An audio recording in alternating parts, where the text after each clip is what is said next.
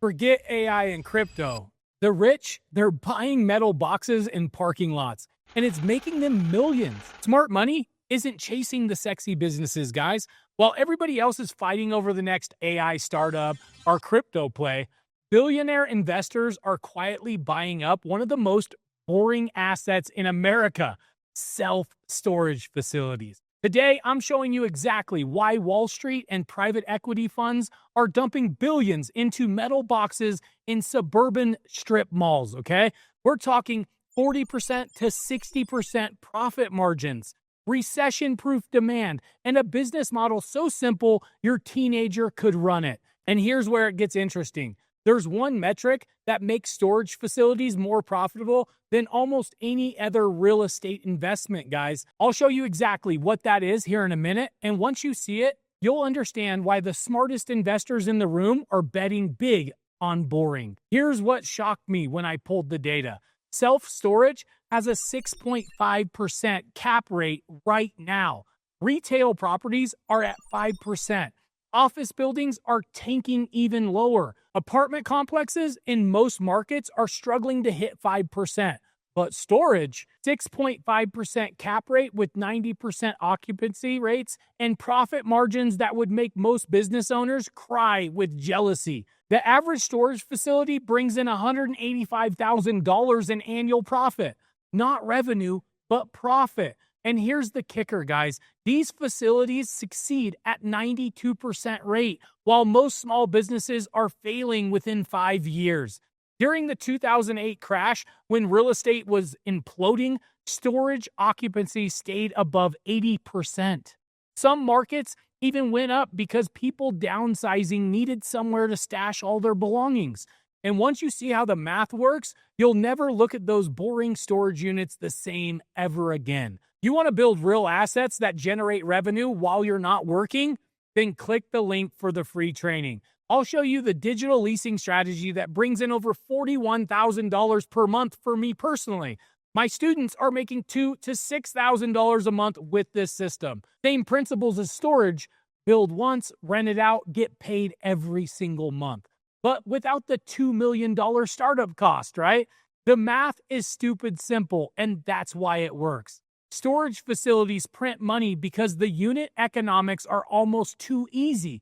Let's say you've got a 200-unit facility. Average rent is $100 per month per unit. You hit 85% occupancy, that's $17,000 in monthly revenue. $204,000 in annual revenue. With 40 to 60% profit margins, you're keeping $80,000 to $120,000 after all expenses are paid. Compare that to running a retail store where you need inventory, multiple employees, constant upkeep, or an apartment building where you're dealing with toilets and tenants, complaints at 2 a.m., right? Storage tenants put their stuff in a box and disappear. They just pay rent every month like clockwork. That's why investors love it. Wall Street figured it out fast. You know who's been quietly buying up storage facilities for decades? REITs and private equity funds. Public storage has a market cap of over $50 billion a year. Extra space storage is worth over $20 billion. Wall Street figured out that storage is the perfect cash flowing asset. Steady income, low operating cost, predictable demand. But here's what's interesting. 75% of storage facilities are still owned by independent operators. The big guys haven't completely dominated this space just yet. Now, here's the thing. When Wall Street loves something this much, you should probably pay attention, right? They're not buying storage facilities because they're exciting. They're buying them because the numbers work year after year. The recession-proof demand, nobody talks about. Most businesses get destroyed in recessions. Restaurants close down. Retail stores fold, right? Even apartment buildings see increased vacancies. Storage facilities, though, they thrive in chaos. When the economy tanks, people downsize homes and they need storage. Businesses close and need to store their inventory. Divorce spikes and both parties need temporary storage, right? But that's not the full story. During 2008, storage occupancy stayed above 80% nationally. Some markets went up because of all the distressed moves. On the flip side, when the economy's booming, guys, people are buying bigger houses, they're starting businesses, they're traveling, right? All situations that create storage demand. Operating costs are insanely low. Here's where storage becomes a no-brainer. Your operating costs are dirt cheap compared to any other property type. You don't have complex HVAC systems in every unit, right? No plumbing, no appliances breaking down. It's a metal box with a door. So why does that matter? Your main expense are property taxes, insurance, a security system, and maybe one employee for the whole place. Some facilities don't even need full-time staff because everything's automated. That's why profit margins run 40 to 60%. Investors look at those numbers and they see free money. And here's the best part. Once you're at 90% occupancy, the business practically runs itself. Let's talk about the metric that makes investors drool. Cap rates. A 6.5% cap rate means if you buy a $2 million facility generating $130 in net operating income annually, you're getting a 6.5% return before financing. Now, compare that to other real estate. Retail properties are averaging 5% cap rates. Office buildings are even lower. Apartment buildings in hot markets, guys, are sometimes below 4%. But storage at 6.5% is crushing almost anything else out there. Well-run facilities in good locations can hit 7 to 8% or even higher. Here's where it gets interesting. Investors understand this math cold. They're looking at storage as one of the highest yielding real estate investments you can make right now with relatively low risk. Financing is ridiculously available.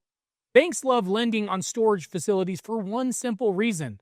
They almost never fail, guys. That's 92% success rate. That's music to a lender's ears, right? You can get SBA loans for storage with as little as 10% down on 25-year terms. Try getting that deal for a restaurant. They'll laugh you out of the bank. That means you can leverage the hell out of this investment. A $2 million facility might only require $200,000 to $400,000 in equity. You're using the bank's money to buy cash flowing assets that pay for itself. Once you're operational and hitting 85% occupancy, the rental income covers your mortgage, expenses, and still kicks you off a profit, right? The reoccurring revenue is pure gravy. Smart storage owners don't just make money on unit rentals, guys. They stack multiple revenue streams that boost profits by 10 to 20%. Let's break that down. Tenant insurance is the easiest win, right? That's an extra $8 to $10 per month per tenant. Across 200 tenants, that's $2,000 in nearly pure profit every single month. But that's not the full story.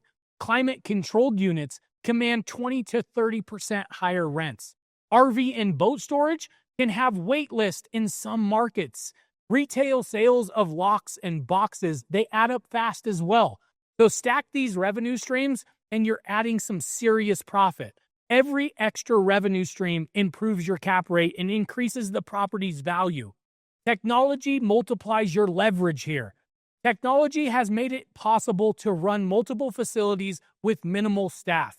Modern facilities run on software that handles everything for them. Tenants rent units online, right? They pay through auto pay platforms, and they get gate access codes via text messaging. Here's where it gets interesting, though. Some facilities are completely unmanned. This is why one person can effectively manage 5, 10, even 15 storage facilities. Investors see this and realize the scalability potential is massive for them. They're not trading time for money. You're building a portfolio of assets that generate income with minimal ongoing input. The exit strategy is already built in. Unlike a service business where your income stops the day you stop working, a storage facility is a real asset with resale value. Investors buy storage facilities based on net operating income and their cap rate. If you built a facility to 90% occupancy with strong profit margins, guys, you can sell it for a significant multiple. Some owners operate for 10 to 15 years and sell it for massive paydays. Others, they refinance and buy additional facilities. The point is, you have options. The barrier to entry protects your moat. Here's something most people miss. The high startup cost is actually an advantage once you're in, right? Building a storage facility costs around $2 million. So why does that matter? Well, once you've secured a good location and built your facility, new competition can't just pop up overnight, right? It takes capital, it takes time, zoning approvals, construction. Compare that to starting an online business where anybody can copy you tomorrow with zero capital, right? Storage has built-in protection because of the capital requirements. Now, here's the thing investors understand. They're not just buying a business. They're buying a defensible position in a market with high barriers to entry. So that's why investors love this boring business. It's not sexy. Nobody's bragging about their storage facility at cocktail parties, right? But it's one of the most reliable wealth building machines in real estate, period.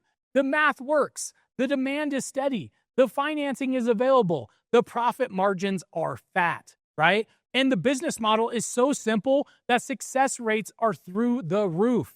Now, I'm not telling you to go buy a storage facility tomorrow. Most of you watching this don't have $200,000 sitting around for a down payment. But the principles here apply to everything. Find boring businesses that print money consistently, right? Understand why they work and figure out how to replicate those dynamics in what you're building. For me, that's digital leasing. Same concept. Build digital assets that local businesses pay monthly rent for because those assets solve problems and generate leads. No physical property. No $2 million startup cost. Just systems that work while you sleep. Click the link for the free training. I'll show you exactly how this works and why thousands of my students are making $2,000 to $6,000 a month with this model. It's the same type of thinking that makes storage facilities unstoppable. You build it once, rent it forever, and collect checks. Let's build something that lasts.